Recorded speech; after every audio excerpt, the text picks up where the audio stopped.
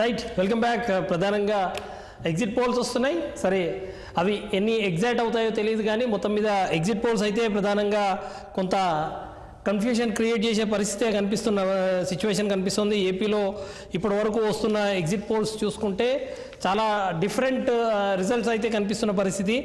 Political laboratory చెప్తోంది వైసీపీకి 108 వస్తాయని చెప్పి, అదేవిధంగా టీడీపీ కూటమికి 67 మాత్రమే ఉంటాయని చెప్పి అంటుంది. పీపుల్స్ పల్స్ చెప్తోంది వైసీపీకి 45 నుంచి 60 వస్తాయి, అదేవిధంగా టీడీపీ కూటమికి 95 నుంచి 110 వస్తాయని చెప్పి చెప్తోంది. చాణక్య స్ట్రాటజీ చెప్తోంది వైసీపీకి 39 నుంచి 49 వస్తుంది, టీడీపీ కూటమికి 114 నుంచి 125 వరకు వస్తుంది. ఆరా చెప్తోంది, ఆరా సంస్థ చెప్తోంది వైసీపీకి 94 నుంచి 104 వస్తుంది, టీడీపీ కూటమికి 71 నుంచి 81 దగ్గరే ఆగిపోతుంది అని చెప్పి చెప్తోంది. ఇది అంటే మొత్తంగా ఇటువంటి పరిస్థితి వస్తుంది. దాదాపుగా కొంత కన్ఫ్యూషన్ క్రియేట్ చేస్తున్న పరిస్థితి అయితే కనిపిస్తోంది. మరి ఏ సంస్థ ఇవాళ ఎగ్జాక్ట్గా అందించింది అన్నది మనకు తేలాల్సిన అవసరం అయితే ఉంది. జనాలను కొంత కన్ఫ్యూజ్ అయ్యే విధంగానే ఉన్న పరిస్థితి అయితే ఉంది.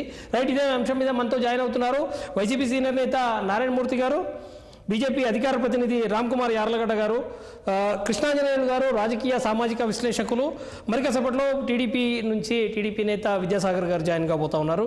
రైట్, ఫస్ట్ మనము కృష్ణాంజనేయులు గారితోనే మొదలు పెడదాం. కృష్ణాంజనేయులు గారు, చాలా కన్ఫ్యూషన్గా, చాలా ఆసక్తి రేకెత్తించే విధంగా ఇవాళ ఎగ్జిట్ పోల్స్ వస్తున్న పరిస్థితి అయితే, అవునన్నా కాదన్నా మనం చూసుకుంటే లాస్ట్ టైం కూడా ఏ ఒక్క సంస్థ కూడా ఎగ్జాక్ట్ పోల్స్ని, ఎగ్జాక్ట్ నంబర్స్ని ప్రిడిక్ట్ చేయలేకపోయినాయి. మనం చూసినాము ఏ ఒక్క సంస్థ కూడా వైసీపీకి 151 వస్తుందని చెప్పి చెప్పని పరిస్థితి. మరి ఇవాళ వస్తున్న ఈ రిజల్ట్స్, మరి ఇవాళ ఎవరైతే చెప్తున్న ఈ ప్రిడిక్షన్స్ ఎంతవరకు నిజమయ్యే అవకాశం ఉంది? బలరాం గారు నమస్తే. ప్యానల్ మెంబర్స్ అందరికి కూడా నమస్కారం. మీరు అన్నట్లుగా ఎగ్జిట్ పోల్స్ అనేటువంటి కొంత వాస్తవ దగ్గరగా ఉండాలి. ఎందుకోసం అంటే పోలింగ్ అయిపోయిన తర్వాత ఎవరైతే ఓటు వేసినటువంటి వాళ్ళు ఉన్నారో వాళ్ళ దగ్గర నుంచి సమాచార సేకరణ ముందు చేసే సర్వేలు కాదు కదా. కాబట్టి ఇవి ఎంత కొంత వాస్తవ దగ్గరగా ఉండేదానికి అవకాశం ఉండొచ్చు. మొన్న తెలంగాణ జరిగినటువంటి అసెంబ్లీ ఎన్నికల్లో ఎంతో కొంత కాంగ్రెస్ పార్టీ అధికారంలోకి వస్తే మెజారిటీ ఎగ్జిట్ పోల్స్ చెప్పినటువంటి పరిస్థితి ఉంది. కొన్ని బీఆర్ఎస్ కూడా అటు ఇటుగా వస్తాయని చెప్పారు, కానీ కాంగ్రెస్ పార్టీ అధికారంలోకి వచ్చినటువంటి పరిస్థితి. ఇప్పుడు ఆంధ్రప్రదేశ్ లో 2019లో జరిగినటువంటి ఎన్నికల్లో ఏంటి అని అంటే ఒక స్పష్టత ఉంది. వైఎస్ఆర్ కాంగ్రెస్ పార్టీ అధికారంలోకి వస్తుంది అనేటువంటిది మెజారిటీ సంస్థలన్నీ చెప్పాయి. అప్పుడు ఏంటి అని అంటే ఆంధ్ర ఆక్టోపస్ గా పేరున్నటువంటి లగడపల్లి రాజగోపాల్ లాంటి వాళ్ళు కూడా దిక్కుడు గల్లం, అసలు తెలుగుదేశము మళ్ళీ అధికారంలోకి వస్తుంది, ఏదో 92 నుంచి 102, 94 నుంచి 104 అని ఏదో ఇచ్చారు. అయితే అది ఫెయిల్ అయిపోయినటువంటి పరిస్థితి. ఇప్పుడు నేను అనుకుంటున్నాను 2019 తరఫా ఒక క్లారిటీ అయితే మాత్రము ఇప్పుడు లేదు అనేది కనపడుతుంది. పోటాపోటీగా ఉంది. అధికారంలో ఉన్నటువంటి వైఎస్ఆర్ కాంగ్రెస్ పార్టీ, అదేవిధంగా ప్రతిపక్ష కూటమి మధ్య గట్టి పోటీ నెలకొన్నటువంటి పరిస్థితి ఉంది. ఎవరైనా సరే అధికారంలోకి వస్తే మ్యాజిక్ ఫిగర్ కి ఒక 10 సీట్లు అదనంగా తెచ్చుకునేదానికి అవకాశాలు ఉండొచ్చేమో. 105, 110 లోపే ఎవరైనా ప్రభుత్వాన్ని ఏర్పాటు చేసేటువంటి పరిస్థితులు ఉండొచ్చేమో అనేటువంటి మాత్రం కనపడుతోంది. అందుకనే ఇప్పుడు ఎగ్జిట్ పోల్స్ లో మనం గమనిస్తే ఇప్పుడు నారాయణమూర్తి గారు సంతోషంగానే ఉంటాడు. ఎందుకంటే మెజారిటీ ఎగ్జిట్ పోల్స్, మెజారిటీ సంస్థలు వైఎస్ఆర్ కాంగ్రెస్ పార్టీ అధికారంలోకి వస్తాయని ఇచ్చారు. అలాగని కొన్ని సంస్థలు మళ్ళీ తెలుగుదేశం కూటమి కూడా అధికారంలోకి వస్తాయని ఇచ్చినటువంటి పరిస్థితి. ఇక్కడ ఎవరికి వాళ్లే ఇప్పుడు జూన్ 4వ తేదీ వరకు మనం ఎదురు చూడాల్సింది. ఎందుకు అని అంటే ఎవరి వాదన వాళ్ళు వినిపిస్తారు కదా. అదిగో మాకు ఆ సంస్థ మాకు చెప్పింది. ఆయమస్తాన సంస్థ వాళ్ళు ఇప్పుడు వరకు ఇచ్చినటువంటి సర్వేలన్నీ కూడా వాస్తవమైంది. వాళ్ళు ఇచ్చినటువంటి సర్వే ప్రకారంగా చూస్తే వాళ్ళు కూడా 105 వరకు వైఎస్ఆర్ కాంగ్రెస్ పార్టీకి రావచ్చు అనేటువంటి విధంగా చెప్పినటువంటి పరిస్థితి ఉంది. అలాగే కొన్ని ముఖ్యమైనటువంటి సంస్థలు కూడా చెప్పారు. కాబట్టి ఇప్పుడు పోటీ ఉండేటువంటి తెలుగుదేశము, జనసేన, బీజేపీ కూటమేమో మాకే అధికారం వస్తుంది, మాకు కూడా కొన్ని సంస్థలు చెప్పాయి కదా అని వాళ్ళు కూడా చెప్పేదానికి వాదన ఉంటుంది. ఏ పార్టీకి ఆ పార్టీ 4వ తేదీ వరకు వాళ్ళు మనం ఏం చెప్పినా వాళ్ళు అంగీకరించరండి, మేమే గెలుస్తామని చెప్తారు. వాళ్ళ వాదనకి బలం చేకూర్చేటువంటి సర్వే ఎగ్జిట్ పోల్ ఏదంటే దాన్ని తీసుకుంటారు. అంతే తప్ప వాళ్ళు ఓడిపోతారని తీసుకోరు కదా. నేను అనుకోవటం అయితే పోటీ అయితే ఉంది, ఎవరు వచ్చినా తక్కువ మెజారిటీతోనే అధికారంలోకి వస్తారు అని చెప్పేసి నేను అనుకుంటున్నాను. ఖచ్చితంగా వీళ్ళు వస్తారని చెప్పడానికి అయితే నా దగ్గర అయితే జ్యోతిష్యం లేదు. ఈ ఎగ్జిట్ పోల్స్ ను బట్టి ఈ ఎగ్జిట్ పోల్స్ అన్ని కూడా ఖచ్చితంగా 100% నిజమవుతాయని అనడానికి కూడా లేదండి. ఎక్కడో చోట 90% పాసిబిలిటీస్ ఉంది. ఒకటి ఏంటి అంటే నిజంగా గిన సిన్సియర్ గా ఆ సంస్థలు గిన 175 అసెంబ్లీ నియోజకవర్గాలు, 25 పార్లమెంట్ లో ఎక్కువ శాంపిల్స్ కింద తీసుకొని సైంటిఫిక్ గా గిన వాళ్ళు ఖర్చుకు వెనకాడకుండా గిన సర్వే చేయగలిగితే యాక్యురేట్ ఫిగర్ వాళ్ళకి వచ్చేదానికి అవకాశం ఉంటుంది. ఆయా సంస్థల యొక్క శక్తి సామర్థ్యాలు, వాళ్ళకు ఉండేటువంటి ఆర్థిక వనరులు, వాళ్ళకు ఉండేటువంటి సపోర్టు, దీని మేరకు వాళ్ళు ఎంత మేరకు చేయగలిగారు, ఎంత శాంపిల్ తీసుకున్నారు అనేటువంటి ఒకటైతే, వాళ్ళు ఏదైనా ఒక పార్టీకి అనుకూలంగా ఉన్నారా, ఒక పార్టీకి అనుకూలంగా ఉండి ఆ పార్టీకి అనుకూలంగా ఏమైనా ఇప్పుడు ఇవ్వడానికి ఏదన్నా వాళ్ళని సాటిస్ఫై చేయడానికి, వాళ్ళ క్లయింట్ సాటిస్ఫై చేయడానికి ఏమన్నా ఇస్తున్నారా అనేటువంటి అనేకమైనటువంటి అనుమానాలు అయితే ఉంటాయి. మరి దీన్ని బట్టి నేనైతే మాత్రం దీంట్లో ఇది రైట్ అయితే ఇది రాంగ్ అయితే అని మాత్రం ఇప్పుడైతే నేను చెప్పలేనటువంటి పరిస్థితి అయితే ఉంది. పోటీ అయితే నెలకొన్నదండి. ఎవరైనా మరి అధికారాన్ని నిలబెట్టుకునేటువంటి ప్రయత్నం వైఎస్ఆర్ కాంగ్రెస్ పార్టీ గట్టిగా చేసింది. అలాగనే తెలుగుదేశం, జనసేన, బీజేపీ కూటమి కూడా ఆశతో ఉన్నారు. Yes sir. ఓకే, మనం నారాయణమూర్తి గారి దగ్గరికి వెళ్దాం. నారాయణమూర్తి గారు, ఏంటి ఆరా సంస్థ అయితే మీకు కొంత పాజిటివ్గా చూపెడుతుంది, కానీ మీరు ఎక్స్పెక్ట్ చేసినంత అద్భుతమైన మెజారిటీ ఎవరు మాత్రం చూపించట్లేదు. ఇప్పుడు కృష్ణాంజలి గారు చెప్పినట్టుగా ఇవన్నీ కూడా వాళ్ళు సైంటిఫిక్ గా ఎంత నెంబరు వాళ్ళు శాంపిల్స్ గా తీసుకున్నారు అనేది మోస్ట్ ఇంపార్టెంట్ దీంట్లో. అదొకటి. తర్వాత నెంబర్లో కూడా ఏ కేటగిరీ పీపుల్ ని వాళ్ళు టచ్ చేశారు, పోలింగ్ పర్సంటేజ్ లో ఏ కేటగిరీ పీపుల్ ఎంతెంత పర్సంటేజ్ లో పార్టిసిపేట్ చేశారో అంత పర్సంటేజ్ లో వీళ్ళు కూడా శాంపిల్స్ తీసుకున్నారా లేదా, అదేవిధంగా rural, urban, semi urban, semi rural ఇవన్నీ కౌంట్ చేసుకున్నారు లేదా, దాని నిష్పత్తిలో వీళ్ళు శాంపిల్స్ కూడా అక్కడ తీసుకున్నారా లేదా, ఇవన్నీ కూడా there are many parameters will count in this. మరి వీళ్ళు ఎట్లా చేశారనేది ఓకే. ఇవాళ ఆరామస్థాన్ లాస్ట్ టైం తెలంగాణ ఎలక్షన్స్ కానివ్వండి, before last time general elections కానివ్వండి, ఇవన్నీ కూడా ఆయన చేసిన అనుభవం ఉంది.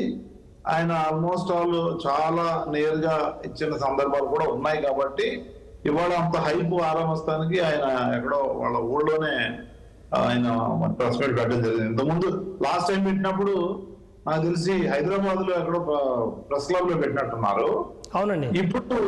ఇప్పుడు అతను ఆంధ్రప్రదేశ్ లో పెట్టినట్టున్నారు, గుంటూరులో పెట్టారు. నేనేమంటానంటే ఇవి ఏమైనప్పటికీ కూడా ప్రజలకి ఎంత మేలు చేశాము, ప్రజలకి ఎంత దగ్గరయ్యాము, ప్రజలకి ఎంత ముందు కంటే ఇప్పుడు చేసిన మేలులో ఉన్న తేడా ఏంటి, ప్రజలనే పరిగణలోకి తీసుకొని పాలన జరిగిందా లేదా, దళారులు ఇంతకుముందు ఎట్లా ప్రజా వ్యవస్థలో చొరబడి వాళ్ళు దోచుకున్నారు, ప్రజల యొక్క ఏవైతే పథకాలు కానివ్వండి, అదేవిధంగా ఇతరితర విషయాల్లో కూడా వాళ్ళ జోక్యం ఎంత ఉండేది, ఇప్పుడు ఎంత ఉంది, ఇవన్నీ కూడా చూసినప్పుడు తప్పనిసరిగా ప్రజలు దాన్ని కన్సిడర్ చేసి వాళ్ళు ఓటు వేస్తారు అనేది మా నమ్మకం.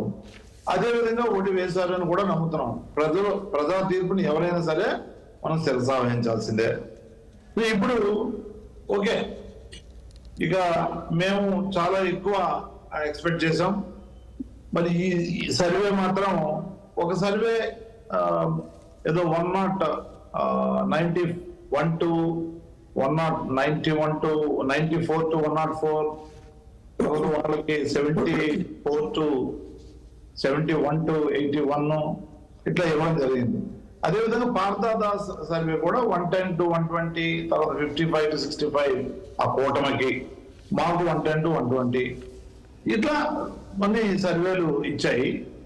నేనేమంటానంటే ఏదేమైనప్పటికీ కూడా ఇవి ఎగ్జిట్ పోల్సే, it is not exact polls. So మనం వీటిని ఎగ్జాగరేట్ చేసుకోవాల్సిన అవసరం కూడా లేదు. అలానే ఎక్సైట్ అవ్వాల్సిన అవసరం కూడా లేదు. అయితే మాకు కొద్దిగా మేము అనుకున్న దానికంటే కొంచెం తక్కువ అనిపిస్తా ఉంది. అయినప్పటికీ కూడా ఏదేమైనప్పటికీ రేపు 4వ తారీఖున జరగబోయే కౌంటింగ్ రోజు తప్పనిసరిగా అన్ని ఫలితాలు బయటకు వస్తాయి. ప్రజాభిప్రాయం ఎలా ఉందనేది తప్పనిసరిగా తెలుస్తుంది. కొన్ని ఏరియాలో మళ్ళీ కొన్ని అనాలిసిస్ బట్టి చూస్తే కొంత ఏదైతే ఉమెన్ ఓటింగ్ పెరిగిందో ఆ ఉమెన్ ఓటింగ్ లో మన భారీగా వైఎస్ఆర్ కాంగ్రెస్ పార్టీకి మహిళా శక్తి అంతా కూడా అండగా నిలబడ్డది. ఎన్ని ప్రలోభాలు గురి చేసినా వీళ్ళంతా కూడా, ఎన్ని తూతూ మంత్రాలు లేదంటే ఉత్తుత్త హామీలు ఇవ్వడానికి ప్రయత్నించినా కూడా వాటిని ఈ మహిళా శక్తి మహిళా మూర్తులు పట్టించుకోలేదు, తిరస్కరించారు అనేది సుస్పష్టంగా అర్థమవుతా ఉంది.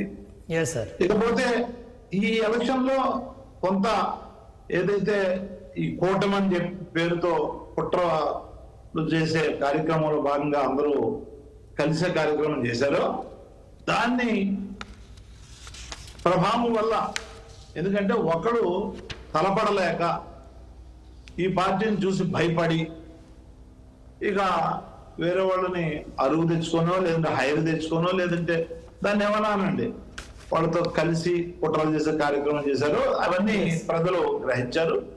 అయినప్పటికీ కూడా మరి ఈ ఎలక్షన్ లో 1+1+1 3 కాదు, వైఎస్ఆర్ కాంగ్రెస్ పార్టీకి మేము అండగా ఉన్నాం, వీళ్ళ ముగ్గురిని ఇంటికి పంపిస్తాం అనేటటువంటి సూచన ఇచ్చినట్టుగా కనపడతా ఉంది. ఆ సూచనే కనపడతా ఉంది. ఆ ఎగ్జాంపుల్సే వస్తున్నట్టుగా ఈ ఏవైతే ఎగ్జిట్ పోల్స్ వచ్చాయో దాన్ని బట్టి మాట్లాడుకోవాల్సిన అవసరం. రైట్ సార్, నేను మళ్ళీ వస్తాను సార్ మీ దగ్గరికి. టీడీపీ నేత విద్యాసాగర్ గారు జాయిన్ అయ్యారు. సాగర్ గారు మీరు కాసేపు ఆగండి, నేను రామ్ కుమార్ గారి దగ్గర కంప్లీట్ చేసుకున్న తర్వాత మీ దగ్గరికి వస్తాను. రామ్ కుమార్ గారు, ఎట్లా చూడాల్సి ఉంటుంది? కూటమికి కొంత అనుకూలంగా ఒక 2-3 సంస్థలు కూడా చెప్తున్న పరిస్థితి కాదండి. అంటే ఈ 2-3 సంస్థలు అంటే ఏ సంస్థలు అండి అవి? కూటమికి ప్రధానంగా కూటమికి అనుకూలమైన వాతావరణం చెప్తున్న పరిస్థితి చూసుకుంటే పీపుల్స్ పల్స్ చెప్పింది, పీపుల్స్ పల్స్ చెప్తుంది టీడీపీకి 95 నుంచి 110 వరకు వస్తున్నాయని. అదేవిధంగా చాణక్య స్ట్రాటజీస్ 114 నుంచి 125 వరకు వస్తాయని చెప్తోంది. అదేవిధంగా రైస్ సంస్థ కూడా దాదాపుగా అంటే ఒక నిమిషం అండి బలరాం గారు, నా పాయింట్ ఏంటంటే నా ఎదురుగా ఊరికే ప్రజలకు తెలిసే అన్ని 14 సంస్థలు ఉన్నాయండి. అన్ని నేను 2-3 అంటే ఊరికి క్రాస్ చేయడానికి అలా చేశానండి. నా దగ్గర ఒక 14 సంస్థలు తీసుకుంటే అవన్నీ కూడా అలయన్స్ వస్తుందనే చెప్తున్నారు. ఓకే, ప్రముఖ అంటే అవన్నీ కూడా ప్రముఖమైనయే. ఏదైతే కేకే సర్వే అని ఒకటి ఉంది, లాస్ట్ టైం వైఎస్ఆర్సీపీ వస్తుందని చెప్పింది. Chanakya X, Chanakya Strategies, Big TV, ABP C Voter, Rise, Prism, ఈ పయనీరు, ఇటువంటి అన్ని కూడా అంటే మీరు అనొచ్చు ఎవరికి తోచింది ఎవరికి కనపడే ఎవరికి నచ్చిన సినిమాలు చూస్తూ ఉంటారు అన్నట్టుగాను. పోనీ మాకు ఎక్కువ ఉన్నాయి అనుకుందామండి. నాకు తెలిసి అసలు వైఎస్ఆర్సీపీకి వస్తున్నాయని ఒకటి కూడా ఏం పెద్దగా లేదండి. అంటే యాక్చువల్గా ఏంటంటే అన్నిటికన్నా బిగ్ డిసప్పాయింట్మెంట్ ఏంటంటే ఆ డిసప్పాయింట్మెంట్ తేరుకోలేక తీర్ణం అవుతూ ఉంటున్నారు వైఎస్ఆర్సీపీ నాయకులు. ఇప్పుడే రోడ్డు మీద కలిసారండి వాళ్ళే వీళ్ళే. నువ్వు అంటే వై నాట్ 175 అన్నట్టు కదండి. ఆ 175 ఆపేసరికి బాగా ఇంకా మైండ్ బ్లాక్ అయిపోయింది. వాటిని చక్కటి చిరు నవ్వుతూ అలా ప్రెస్ మీట్లు చెబుతూ తప్పని నవ్వుతూ అలా నవ్వుతున్నారు. అంటే పాపం నీకు వాళ్ళు ఏం చేయలేం. కానీ సరే, మా పాయింట్ ఏంటంటే అండి, మాకు ఎక్స్పెక్టేషన్స్ భిన్నంగా కానీ మేము అనుకున్న దానికి ఏమాత్రం తీసిపోని విధంగా ఎక్కడైతే ఉన్నామో అంతకన్నా ఒక్క అడుగు ఎక్కువే చెప్తున్నారు. కానీ సర్వే సంస్థలు దానికి తక్కువ అయితే చెప్పట్లేదు. సో 100% కూటమి వస్తుందని మేము నమ్మాము. అదే విధంగా వస్తుందని వారు చెప్తున్నారు. మేము అనుకున్న నెంబర్స్ కన్నా కూడా మొత్తానికి సెంట్రల్లో అదే లోక్సభ స్థానాలు అయితేనేమి అసెంబ్లీ స్థానాలు అయితేనేమి మాకన్నా ఎక్కువే చెప్తున్నాడండి. ఎవరో ఒకటి ఆరాం మస్తాన్ అనేది ఏదో కోతికి కొబ్బరికాయ దొరికినట్టు ఏదో అది పట్టుకుని మళ్ళీ అలా చెప్తున్నారు ఆరాం మస్తానని. ఆరాం మస్తానని ఆయన మా దగ్గర పనిచేస్తుంటే మా పార్టీలో ఉన్నవాడే. అతనికి ఏదో చిన్నపాటి డిసప్పాయింట్మెంట్ వచ్చింది. డిసప్పాయింట్మెంట్ వచ్చేసరికి ఈసారి బయటకు వెళ్ళి వేరే విధంగా తీస్తున్నారు. ఇంకొక ఏందో కాదండి, ఇంకొక 3 రోజుల్లో ఆ కథ కూడా తేలిపోతుంది. పెద్ద విషయం ఏం కాదండి. ఆరామాస్తాను ఎవరో అతనికి ఏ అందినాయో ఏ ప్యాకేజీలు అందినాయో ఎందుకు అలా చెప్తున్నాడు అవన్నీ కూడా మనం తర్వాత చర్చిస్తే తర్వాత బయటపడతాయి. కానీ Right. అతను ఎందుకు చెప్తున్నాడంటే మాత్రం మా పార్టీలో ఉండే మనిషి 10 ఏళ్ల క్రితం ఇప్పుడు చిన్నపాటి డిసప్పాయింట్మెంట్ బీజేపీ మీద వచ్చింది కాబట్టి ఇది అలా చెప్తున్నాడు. అదేం పట్టించుకోని అవసరం లేదండి, వెరీ లైట్. మరి ఆ చిన్నపాటి డిసప్పాయింట్మెంట్ ఎక్కడో ఒక దగ్గర కన్క్లూడ్ చేయాల్సింది కదా సార్ మీరు చేస్తే. నాకేం పనండి ఏమండి, అలా కాదు. కుక్కను కవరాలనుకుంటారు కానీ కరవాలనుకోకూడదు సార్. ఏదైనా మన మీద అరిచినప్పుడు మా స్ట్రాటజీ అలా ఉంటుంది, చాలా ప్రశాంతంగా హాయిగా ఉంటాం. అతనికి ఏదో డిసప్పాయింట్మెంట్ ఉంటే అతను తేల్చుకోవాల్సింది అతను, దానికోసం దీనికి ఎలా చెప్పేస్తే ఎలా? రైట్. విద్యాసాగర్ గారు, మీకు చాలా పాజిటివ్గా చాలా సంస్థలు చెప్తున్నాయి. మరి ఆ ఎగ్జిట్ పోల్స్ నిజంగా ఎగ్జాక్ట్ పోల్స్ అయ్యే అవకాశం ఉందా? అందరికీ నమస్కారం అండి. ఇప్పుడు ఈ ఎగ్జిట్ పోల్ అన్నది మనం అంటే కన్సిడర్ చేస్తే వెయిటింగ్ చేయాలా, ఎందుకు చేయాలా, ఫండమెంటల్ పాయింట్ అది. అవును. అంటే ఎగ్జిట్ పోల్స్ చేసే సర్వే సంస్థలు వాడి క్రెడిబిలిటీ ఏంటి, వాళ్ళకున్న స్టాండర్డ్ ఏంటి, వాళ్ళకున్నటువంటి ఫైనాన్షియల్స్ ఏంటి, ఇవన్నీ చాలా వస్తాయి. అవునండి. ఇప్పుడు నేను రాసుకుంటూ కూర్చున్నా అంటే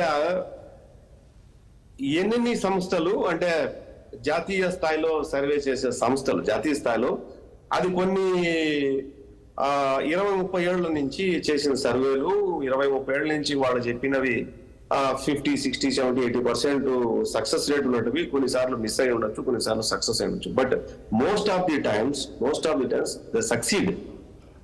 వాటిల్లో ఒక్కటి కూడా నేను చెప్పేవన్నీ నేషనల్ కి సంబంధించినటువన్నీ కూడా. ఇప్పుడు నేనేమి లోకల్ గా హైదరాబాద్ ఉన్న సంస్థలో లేదు, నేనేమన్నా అంటే చిన్న చిత్కా సంస్థలు అంటే ఊరు పేరు సంస్థల గురించి నేను మాట్లాడాల.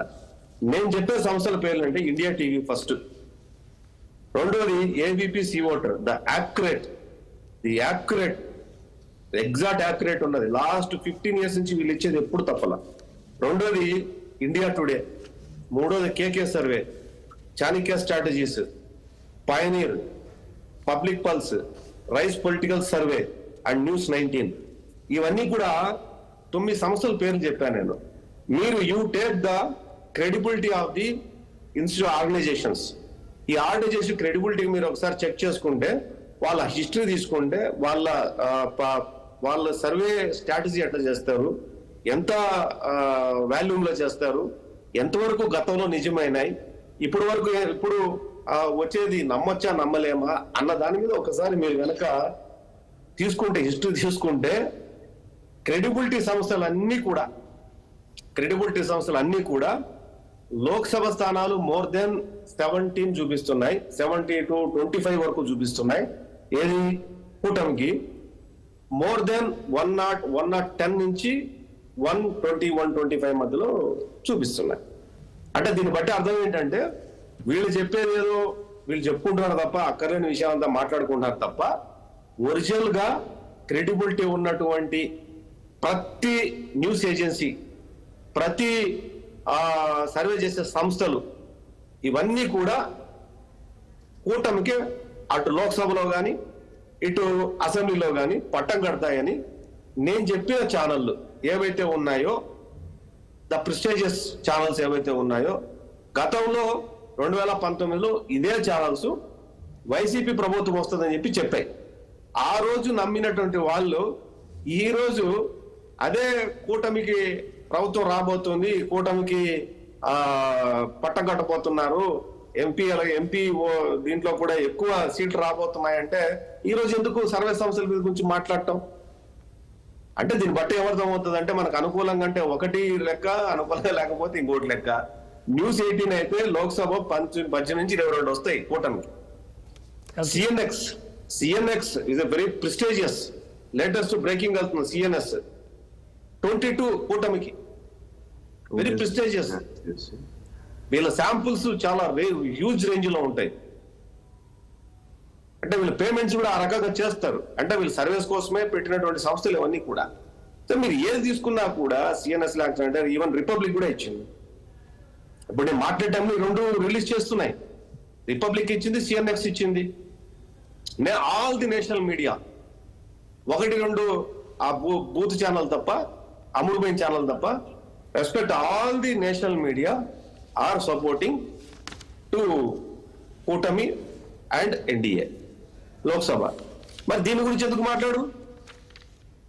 ఇప్పుడు నేషనల్ ఛానల్స్ ఇప్పుడు అన్ని తప్పు అయిపోయా?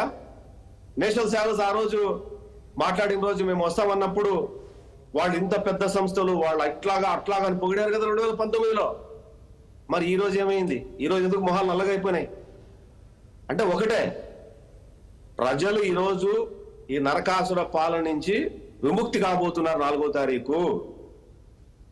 అందరూ ఏ సెక్టర్ బాధింపబడిన వాళ్ళు లేరు చెప్పండి ఈ సమాజంలో?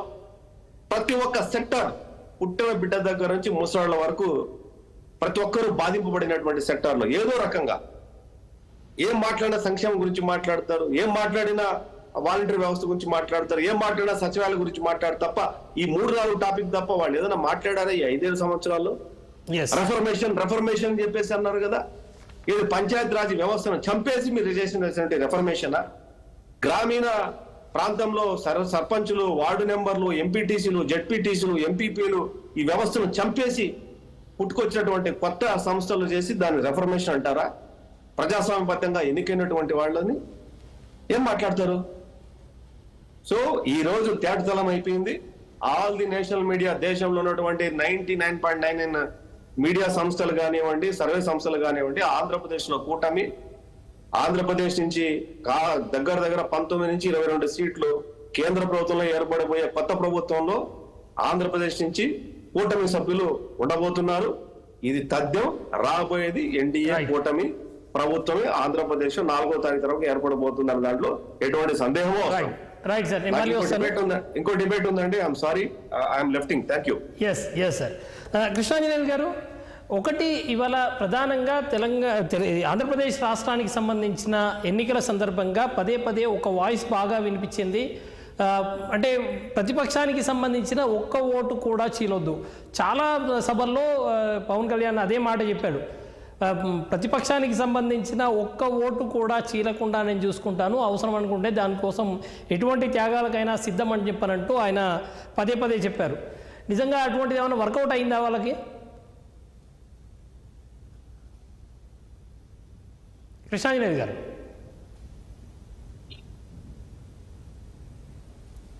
గారు, మీరు వాయిస్ రావట్లేదు, మ్యూట్లో ఉన్నట్టు ఒకసారి చూడరా. కృష్ణాంజనేయులు గారు. బలరాం గారు, ప్లీజ్ చెప్పండి. బలరాం గారు చెప్పండి. యాక్చువల్గా వినపడలేదు. ఎస్, ఆంధ్రప్రదేశ్లో ఎన్నికల సందర్భంగా ప్రధానంగా ఒక వాయిస్ ప్రధానంగా వినిపించింది ఏంటంటే, ప్రతిపక్షానికి సంబంధించిన ఒక్క ఓటు కూడా చీలకుండా జాగ్రత్త పడతాము అని చెప్పారు. ముఖ్యంగా పవన్ కళ్యాణ్ పదే అన్ని సభల్లో చెప్పాడు, ఎటువంటి త్యాగాలకైనా సిద్ధం, ఇవాళ ప్రతిపక్షానికి సంబంధించిన ఓటు మాత్రం చీలొద్దు అని. నిజంగా అటువంటి స్ట్రాటజీ ఏమైనా వర్కౌట్ అయినట్టు కనిపిస్తుందా ప్రతిపక్షాల వైపు నుంచి? బలరాం గారు, మొన్న జరిగినటువంటి ఎన్నికల్లో ఎప్పుడైతే తెలుగుదేశం జనసేన పొత్తు ముందు పరిస్థితులను గిన మనం ఒకసారి గమనిస్తే, వైఎస్ఆర్ కాంగ్రెస్ పార్టీ గ్రౌండ్ లో చాలా బలంగా ఉంది. అదేవిధంగా ఎక్కడైతే 1,45,00,000 కుటుంబాలకి 2,75,000 కోట్ల రూపాయలు మేము వివిధ పథకాల ద్వారా అందించాం, వాళ్ళందరూ కూడా తమకు అనుకూలంగా ఉంటారు అనేటువంటిది ఒకటి. అదేవిధంగా ఎస్సీ ఎస్టీ బీసీ మైనారిటీలు తమకు అనుకూలంగా ఉంటారని, మహిళలు పెన్షనర్స్ అనుకూలంగా ఉంటారు అనేటువంటి దాంతో పాటుగా కొంతమంది ఎమ్మెల్యేల మీద ఉండేటువంటి వ్యతిరేకత నేపథ్యంలో అభ్యర్థులను మార్చటము, అదేవిధంగా సిద్ధం పేరుతో 4 ప్రాంతాల్లో కూడా బహిరంగ సభలు నిర్వహించడం, దీని ద్వారా వైఎస్ఆర్ కాంగ్రెస్ పార్టీ చాలా వేగంగా జనంలో వెళ్ళింది. ఎప్పుడైతే రాజమండ్రి సెంట్రల్ జైలుకి వెళ్లి పవన్ కళ్యాణ్ తెలుగుదేశం పార్టీతో పొత్తుకు సంబంధించినటువంటి ప్రకటన చేశారో, ఆ రోజున ఉన్నటువంటి పరిస్థితి ఏమిటంటే, తెలుగుదేశం పార్టీ ఒక జెండా భుజాన వేసుకొని కార్యకర్త బయటకు వచ్చేటువంటి పరిస్థితికి ఆ రోజున లేదు. తెలుగుదేశం పార్టీ ఎలా ఉంది అంటే, ఒక మాటలో చెప్పాలి అని అంటే, ఐసీయూలో ఉన్నటువంటి పేషెంట్ స్థితిలో తెలుగుదేశం పార్టీ ఉంది. ఎప్పుడైతే జనసేన పొత్తు ప్రకటన చేసిందో అప్పుడు తెలుగుదేశం పార్టీ పరిస్థితి పర్వాలేదులే, మెయిన్ వార్డుకి మార్చి కొంత అబ్జర్వేషన్. మీరు అడ్డంగా మాట్లాడటం మారరా? మీరు ఐసీయూలో ఉన్నారు ఏందండి? నాకు అర్థం కాదు. తెలుగుదేశం పార్టీ ఐసీయూలో ఉంది, మీరు ఉన్నారండి. కృష్ణాంజనేయులు గారు అప్పుడు పరిస్థితి explain చేస్తున్నారు. ఏమండి ఏందండి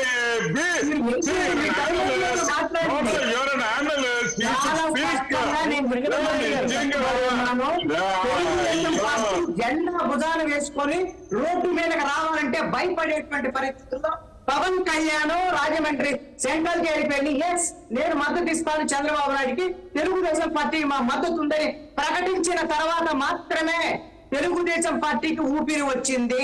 ఇది నిజం, మీరు అంగీకరించినా అంగీకరించకపోయారు. ఆ తర్వాత జరిగినటువంటి పరిణామం ఎన్నికలకు ముందు బీజేపీతో పొత్తు పెట్టుకునేంత వరకు కూడా ఎన్నికలు సజావుగా అసలు ఎన్నికల నిర్వహణలో అసలు తెలుగుదేశం జనసేన ముందుకెళ్ళగలవా లేవా అనేటువంటి అనేకమైనటువంటి అనుమానాలు ఉన్నటువంటి మాట వాస్తవం. ఆ తర్వాత బీజేపీతో పొత్తు నేపథ్యంలో కొంత అధికారులను మార్చడం, డీజీపీని మార్చడం, అదే విధంగా ఇంటెలిజెన్స్ చీఫ్ ను మార్చడం, ఐపీఎస్ ఐఏఎస్ మార్చడం, ఈ నేపథ్యంలో ఎంతో కొంత తెలుగుదేశం జనసేన బీజేపీ కూటమి ఎన్నికల సజావుగా నిర్వహించుకునేటువంటి పరిస్థితి అయితే వచ్చింది. చివరి 15 రోజుల్లో ప్రధానంగా జరిగినటువంటి పరిణామాలు ఏమిటి అంటే, ఒకటి పోస్టల్ బ్యాలెట్ రూపంలో ఉద్యోగులందరూ వ్యతిరేకంగా ఓటేయటం, అదేవిధంగా లాస్ట్ వారంలో తెలుగుదేశం జనసేన బీజేపీ కూటమి ల్యాండ్ టైటిలింగ్ యాక్ట్ మీద వీళ్ళు ఇష్టారీతిన అనేక అంశాలు మాట్లాడారు. దాంట్లో ఉన్న ఏంటి లేని ఏంటి సెకండరీ. దాని మీద ఎప్పుడైతే ఈ డాక్యుమెంట్స్ మీద ముఖ్యమంత్రి జగన్మోహన్ రెడ్డి బొమ్మ వేసుకునేటువంటి ఒక కారణాన్ని చూపించి ల్యాండ్ టైటిలింగ్ యాక్ట్ లో కొన్ని లోపాలు ఉంటే ఉండొచ్చు, నేను అది కరెక్ట్ గా ఉందని నేను చెప్పను. దాంట్లో వీళ్ళు చెప్పినటువంటి అంశాలు ఏంటి అంటే, జగన్మోహన్ రెడ్డి ప్రభుత్వంలో వీళ్ళ దగ్గర డబ్బులు లేవు అనే విశాఖపట్నం కలెక్టరేట్ తాకట్టు పెట్టారు, కొన్ని పార్కులు తాకట్టు పెట్టారు, అమరావతిలో భూములు తాకట్టు పెట్టారు, కొన్ని భూములు అమ్ముకున్నారు, ఇక అమ్మడానికి ఏమి లేవు, ఇవి మీ భూములు అమ్ముకుంటారు, మీ భూములు తాకట్టు పెడతారు, అనేకమైన అంశాలు చెప్పారు. ఈ విషయంలో డిఫెన్స్ చేసుకోవడంలో వైఎస్ఆర్ కాంగ్రెస్ పార్టీ కొంత వెనకబడ్డటువంటి పరిస్థితి అయితే ఉంది. అన్నిటికీ మించి ఎప్పుడైతే మేనిఫెస్టోలకు సంబంధించినటువంటి ప్రకటన వచ్చిందో, వైఎస్ఆర్ కాంగ్రెస్ పార్టీ మేనిఫెస్టోలో పాత ఏవైతే ఉన్నాయో వాటి కొనసాగింపుగా ఒక ధీమాగా జగన్మోహన్ రెడ్డి ఒక ప్రకటన చేశారు. ఎస్ నేను ఇవన్నీ ఇస్తున్నాను, వీటిని మెరుగుగా ఇస్తాను అనేటువంటి విషయాన్ని మాత్రమే చెప్పారు. తెలుగుదేశం జనసేన బీజేపీ కూటమి బీజేపీ వాళ్ళ యొక్క మేనిఫెస్టో లేరు, తెలుగుదేశం జనసేన మాత్రం ఆకర్షణీయమైనటువంటి మేనిఫెస్టోని ప్రకటించడం అనేటువంటిది వీళ్ళిద్దరి మధ్య ఉండేటువంటి దాంట్లో కొంత ప్రజల్లో ఆశ ఉంటుంది. ఇస్తామంటే ఆశ ఉంటుంది, లేక కొడతామంటే భయం ఉంటుంది. ఇది అలాగనే ఇప్పుడు జగన్మోహన్ రెడ్డి ఇదేంటి, మా క్రెడిబిలిటీ ఉంది, మా ప్రభుత్వం మేము చెప్పాం కాబట్టి ఇచ్చాము, తెలుగుదేశం జనసేన బీజేపీ వీళ్ళు 2014 నుంచి 19 వరకు వాళ్ళ అధికారంలో ఉన్నా కానీ వాళ్ళు ఇచ్చేటువంటి హామీలు అమలు చేయలేదనేటువంటి దాని మీద పాత మేనిఫెస్టో చూపించి వాళ్ళని మీరు నమ్మొద్దు, నమ్మితే మోసపోతారు అనేటువంటి విషయాన్ని జగన్మోహన్ రెడ్డి చెప్పారు. కాబట్టి ప్రజలు దేన్ని నమ్ముతారు, ఇస్తాము అనేటువంటి దాని మీద డెవలప్మెంట్ లేదు, ఉద్యోగ ఉపాధి అవకాశాలు లేవు, కాబట్టి తెలుగుదేశం వస్తేనే ఉద్యోగ ఉపాధి అవకాశాలు వస్తాయి, పెన్షన్లకు సంబంధించినటువంటి విషయంలో పెంపుదల ఉంటుంది, ఆకర్షణీయమైనటువంటి మేనిఫెస్టో కింద ప్రజలకి మొగ్గు చూపితే ఖచ్చితంగా తెలుగుదేశం జనసేన బీజేపీ కూటమి వైపు మొగ్గు చూపేదానికి అవకాశం ఉండొచ్చు అని చెప్పేసి నేను రైట్ సార్.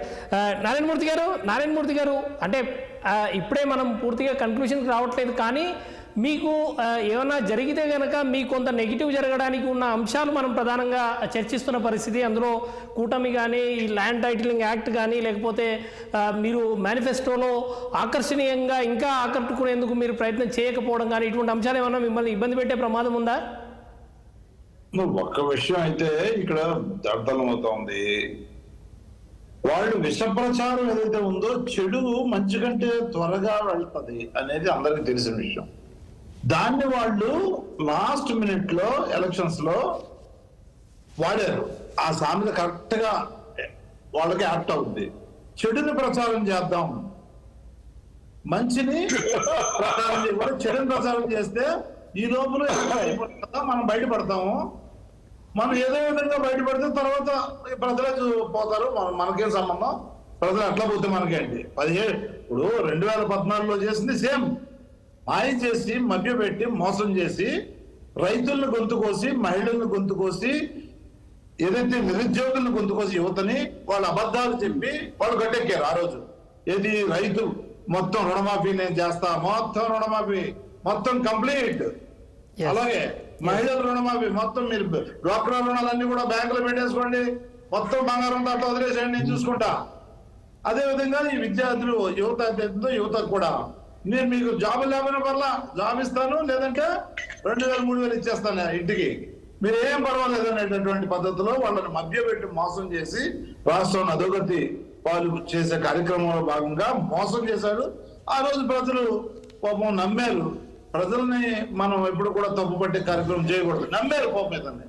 అబద్ధాలు చెప్తుంటే అరే భలే చెప్తున్నాడు, అబద్ధాలు 2 సార్లు సీఎం అయ్యాడు కదా అప్పటికే, ఈ విధంగా నమ్మడం వల్ల మోసపోయారు. అంటే ఇప్పుడే వస్తాను మీ దగ్గరికి వస్తాను. ఒక్క క్వశ్చన్ అండి, ఒక్క క్వశ్చన్ నారాయణమూర్తి గారు. ఒక్క నిమిషం అవగొట్టండి. మాట్లాడుతూ ఎలా నాకు తెలిసి నువ్వేం మాట్లాడతావు. 2019లో కూడా అట్లాగే మోసం చేద్దాం అనుకున్నారు, కానీ ప్రజలు నమ్మలేదు.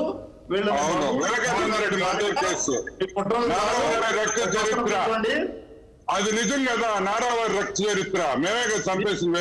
కాదు నువ్వు మోసం చేసావు అంటున్నావు కదా నారాయణమూర్తి. కాదు నారాయణమూర్తి, నువ్వు సాక్షి ఛానల్ చూడబాకయ్యా, మేధస్సు తగ్గుతుందంటే ఆ సాక్షి ఛానల్ చూడకుండా మార్పు రావాలని కదా సాక్షి ఛానల్ చూసి రిపీట్ చేస్తావు. నారాయణమూర్తి గారు మీరు కంప్లీట్ చేయండి, మీరు కంప్లీట్ చేయండి. అదే కదా రేపు 4వ తేదీ నుంచి నారాయణమూర్తి ఆఫ్ టు హైదరాబాద్. నేను 3 నెలలు కాదు ఫ్లాట్ ఖాళీ చేసి వెళ్ళిపోతున్నాను. నారాయణమూర్తి కాదు, నువ్వు ఒకటే గుర్తుపెట్టుకో, తెలుగుదేశం పార్టీ వస్తే నారాయణమూర్తి గౌరవిస్తుంది. తెలుగుదేశం పార్టీ వస్తే నీకు గౌరవం ఉంటుందని కూడా నేను చెప్తున్నా. మీలాగా ఫ్యాక్షన్ లీడర్లమే కాదు, మీలాగా గోండాలం కాదు, మంచి మనసున్న వ్యక్తులు తెలుగుదేశం పార్టీలో కూడా గుర్తుపెట్టుకో.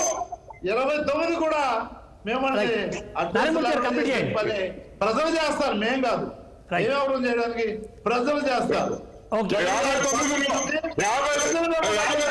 నువ్వే ముఖ్యమంత్రి పో, 2059కి నువ్వే ముఖ్యమంత్రి పో.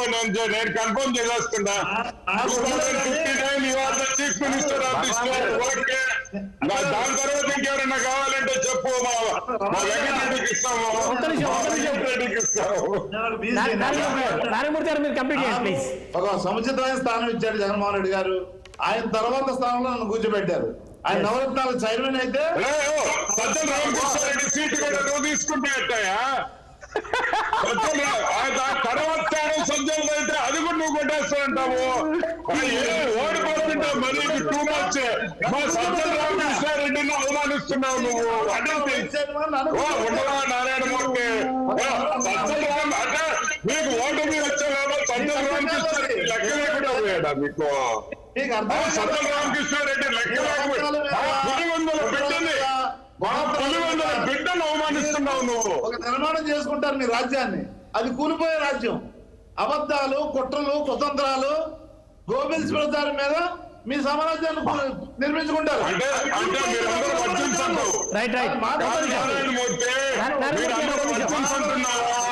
నేనేం చేయలేదు, మీరందరూ వర్జించండి. నేనేం మాట్లాడమంటారు? వెంకటరామారెడ్డి గారు గవర్నమెంట్ లో చంద్రబాబు నాయుడు ఏనాడైనా గొప్ప డిప్యూటీ సీఎం, ఎస్సీలు డిప్యూటీ సీఎం, నారాయణమూర్తి గారు మళ్ళీ వస్తాను. మైనారిటీ నారాయణమూర్తి నువ్వు సాక్షి డైలాగ్ రిపీట్ చేయబాకయ్యా, చంపుతున్నావు. మాత్రమే సాధ్యం. నారాయణమూర్తి గారు ఒక నిమిషం మొత్తం దగ్గర వాళ్ళని అడగదొక్కడం. బీసీలు అడగదొక్కారు, ఎస్సీలు అడగదొక్కారు.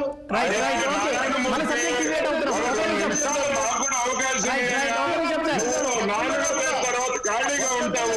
ఆనంద వెంకటరామారెడ్డి గారు అక్కడ కొద్దిసేపు ఆగాలి. నారాయణమూర్తి గారు ఆగండి. మిమ్మల్ని నమ్మరు కాబట్టి ఒకసారి రామ్ కుమార్ గారు ప్లీజ్ గెలవలేదు.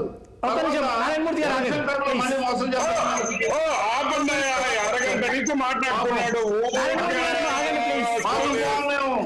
బాబు మేము మోసం. రామ్ కుమార్ గారు ప్లీజ్ కాదండి, నారాయణమూర్తి గారు, రామ్కుమార్ గారు మాట్లాడండి ప్లీజ్. కానివ్వండి, ఎస్సీలు కానివ్వండి, సార్, అతను కూడా చెప్పారు మీరు. ప్రాజెక్ట్ లేదు. రామ్కుమార్ గారు టైం ఇవ్వండి. 2019 టైం వేస్ట్. రైట్ నారాయణమూర్తి గారు ఒక నిమిషం ఆగండి. రామ్కుమార్ గారు కాదండి, ఈ నారాయణమూర్తి గారు మాట్లాడినే ఇప్పుడు రమణారెడ్డి ఆనమ్మ ఆయన చెప్పినట్టు రేపు ఎల్లుండి సస్పెండ్ చేసేస్తాడు ఆ గజ్జల రెడ్డి గారు. సరే రండి, బీజేపీలోకి ఆహ్వానిస్తాం. మీకు ఏమన్నా మాకుంటే ఇలాంటి చిరునవ్వుతూ ఉండేవాళ్ళు మా దగ్గర తక్కువ ఉంటారు, విషయం పరిజ్ఞానం మీదను బీజేపీ ఆఫర్ పని ఇచ్చారు మీద ఎక్కువ ఉంటారు. రండి సరే. ఏమండి, క్రెడిబిలిటీ అనేది వెన్ క్రెడిబిలిటీ ఇంక్రీజెస్, ఈ పింక్ డైమండ్ లాంటిది ఏమైనా పట్టుకుని చెప్పేసి ఉంటే ఖచ్చితంగా జగన్మోహన్ రెడ్డి గారి క్రెడిబిలిటీ ఉండేది. మద్య నిషేధం అనేది ఏమన్నా నిజంగానే కనుక ఈ చేసేసి ఓట్లు అడుగుంటే క్రెడిబిలిటీ ఉండేది. ఏమన్నా విద్యా దీవెనకి చూసారా? ఏ రాష్ట్రంలో నువ్వు చూడు. నారాయణమూర్తి గారు నారాయణమూర్తి గారు ప్లీజ్. కాదు, నారాయణమూర్తి గారు మాట్లాడండి ప్లీజ్. 50% కాదు కదా, 40%. నారాయణమూర్తి గారు ప్లీజ్ ప్లీజ్. మీరు ఇలాగే రామ్కుమార్ గారు మాట్లాడండి. రామ్కుమార్ గారు మాట్లాడండి. జగన్మోహన్ రెడ్డి గారు మీకు ఆల్రెడీ బీజేపీలోకి ఆహ్వానించేశారు. బీజేపీ ఆఫర్ ఇచ్చేశారు మీకు. ఆయన ఒక్కడికే సాధ్యం అది. కాదు, మరి కట్ చేస్తారా, నేను కట్ అవనా? ఎస్ ప్లీజ్ నారాయణమూర్తి గారు ఒక నిమిషం ఆగండి. రైట్ రామ్కుమార్ గారు. రామ్కుమార్ గారు కాదండి, ఆయన మాట్లాడినప్పుడు కూడా మేము కూడా ఇంటరప్ట్ చేయగలం. సార్, మీరు నారాయణమూర్తి గురించి తెలుసుకోవాలా? తెలుసు సార్.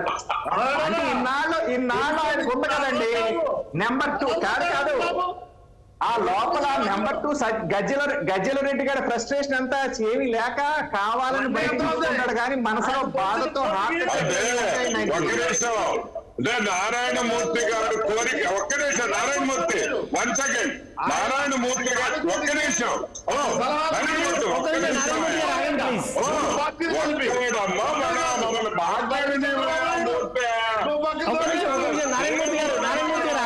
ఆగండి. మిగతా వాళ్ళకి మాట్లాడండి ప్లీజ్. నారాయణమూర్తి కూడా అవకాశం రైట్ ఆగండి. ఏంటండి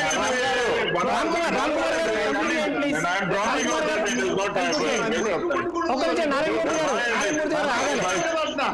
నారాయణమూర్తి గారు ఆగాలి ప్లీజ్ ఆగండి. రామ్కుమార్ గారు కన్క్లూడ్ చేయండి ప్లీజ్. రామ్కుమార్ గారు కాదండి, కంటిన్యూస్ గా ఒకళ్ళే చెప్పాలంటే ఆయన కాస్త మొత్తం లైవ్ ఇచ్చేసి మొత్తం ఈ వైసీపీ ఏం చేస్తుందంటే కంటిన్యూస్ గా ఎదటోళ్ళని బుల్డోస్ చేస్తూ ఉంటది. ఈ 4.5 ఏళ్ల నుంచి అదే చేశారు. 2 రోజుల్లో పోతున్నారు.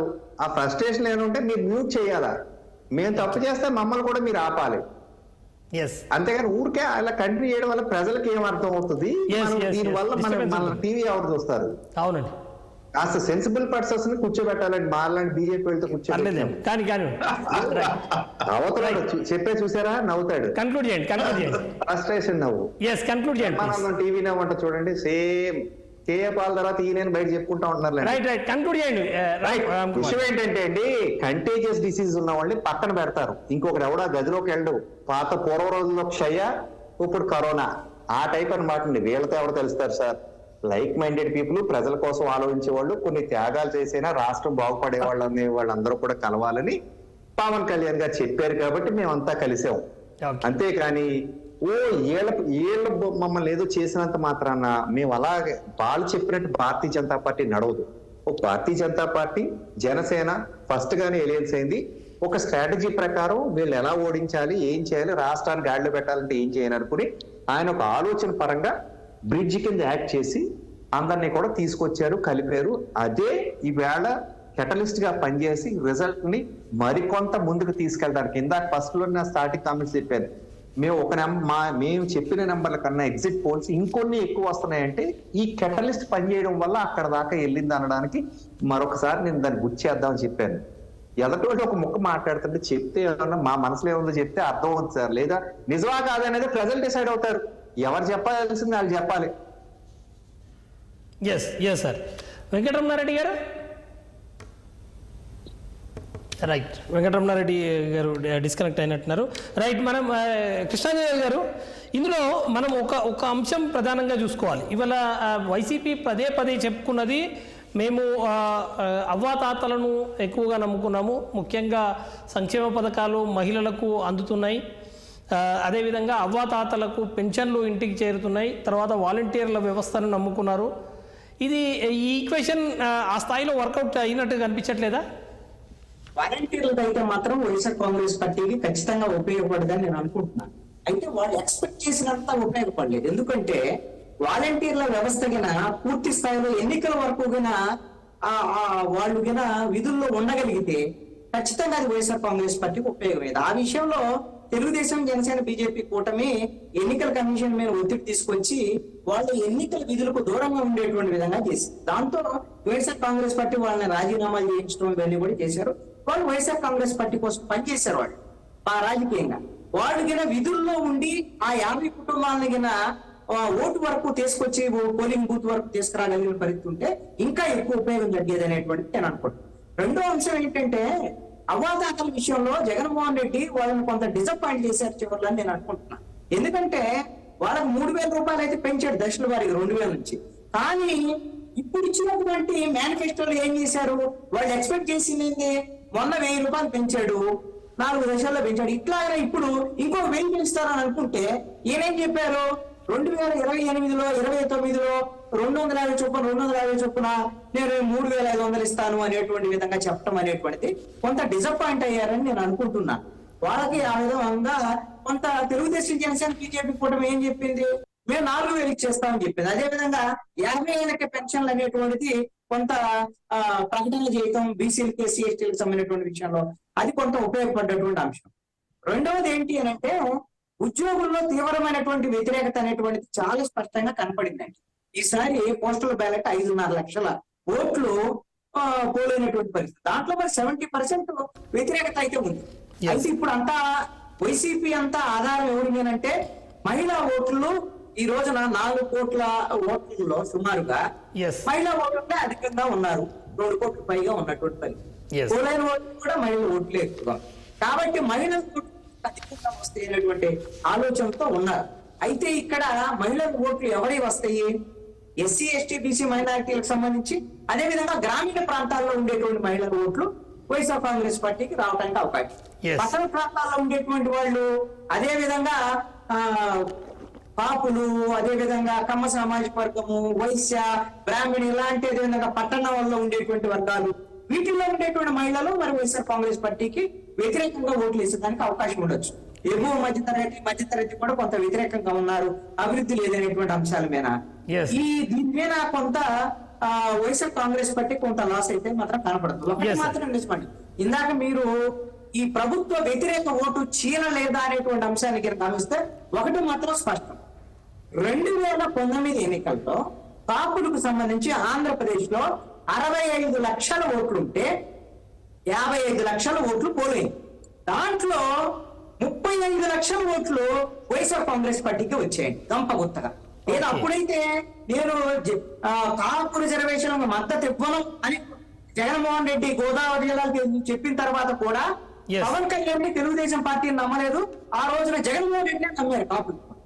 మరి ఇప్పుడు వచ్చేసరికల్లా ఇప్పుడు కూడా ఒక 60 లక్షల ఓట్ల వరకు పోలేనటువంటి నేపథ్యంలో ఈ రోజున నాకు తెలిసి 70% ఓట్లు వైఎస్ఆర్ కాంగ్రెస్ పార్టీకి వ్యతిరేకంగా కూటమి వైపు వేశారు. ఎందుకు అంటే ఇది పవన్ కళ్యాణ్ నమ్మారా, లేదా తెలుగుదేశం పార్టీని నమ్మారా, బీజేపీ నమ్మారా అని సెకండ్. వైసీపీకి వ్యతిరేకంగా ఓటు మాత్రం కాపుల ఓట్లు పోలైంది. అది గోదావరి జిల్లాల మీద ఎక్కువగా ప్రభావం చూపించడానికి అవకాశం ఉంది. అదే విధంగా ఉత్తరాంధ్రలో కూడా ఎంతో కొంత ప్రభావం చూపించడానికి అవకాశం ఉండొచ్చు అని నేను అనుకోండి. అన్నిటికీ మించి బీజేపీకి సంబంధించినటువంటి కొత్త అంశంలో నేను అనుకున్నటువంటి అంశంగా అందరూ అనుకున్నటువంటి బీజేపీతో పొత్తు వల్ల మైనారిటీ ఓట్లు కొంత తెలుగుదేశం, జనసేనకి దూరం అవుతాయి అనేటువంటి దాని మీద కూడా అనుకున్నాం. కానీ ఆ ప్రభావాన్ని అంటే మైనారిటీ ముస్లిం రిజర్వేషన్లకు వ్యతిరేకంగా బీజేపీ మాట్లాడింది, రిజర్వేషన్లు ఎత్తివేస్తారు అనేటువంటి అంశాన్ని ప్రజల్లోకి విస్తృతంగా తీసుకెళ్లడంలో వైఎస్ఆర్ కాంగ్రెస్ పార్టీ ఫెయిల్ అయింది. బీజేపీకి వ్యతిరేకంగా గట్టిగా మాట్లాడలేకపోయింది. అదేవిధంగా ఆంధ్రప్రదేశ్ కి ప్రత్యేక హోదా, విభజన హామీలు ఇవ్వలేదు బీజేపీ అనేటువంటి అంశాన్ని కూడా ఎక్కువగా ఎక్స్పోజ్ చేయడంలో కూడా వైఎస్ఆర్ కాంగ్రెస్ పార్టీ ఫెయిల్ అయిందని చెప్పేసి నేను అనుకున్నాను. అందుకని బీజేపీ వల్ల నష్టం అయితే ఎంత జరిగింది అనుకున్నావు? నష్టం తక్కువ జరిగింది, కానీ లాభం ఎక్కువైంది.